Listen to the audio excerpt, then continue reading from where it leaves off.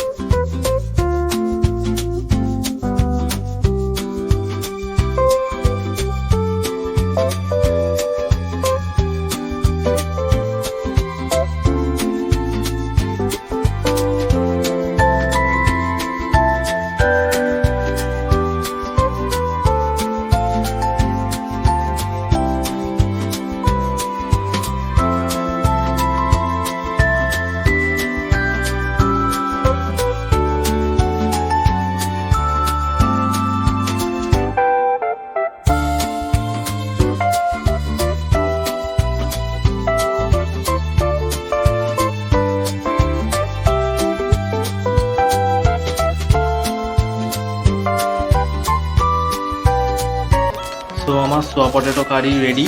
আপনারা দেখলেন সোয়া পটেটো কারি করতে গেলে কীভাবে কী করতে হয়, তো খুব সহজেই হয়ে যায়। হোপফুলি আপনার এই ভিডিওটা সবারই ভালো লেগেছে। তো এই ভিডিওটা বেশি বেশি করে আপনারা লাইক করে দিন, কমেন্ট করুন, শেয়ার করুন এবং সাবস্ক্রাইব করে পাশে বেল আইকনটা অল করে দিন, তাহলে সব নোটিফিকেশান আপনার কাছে আগে পৌঁছে যাবে। তো চলুন, টাটা।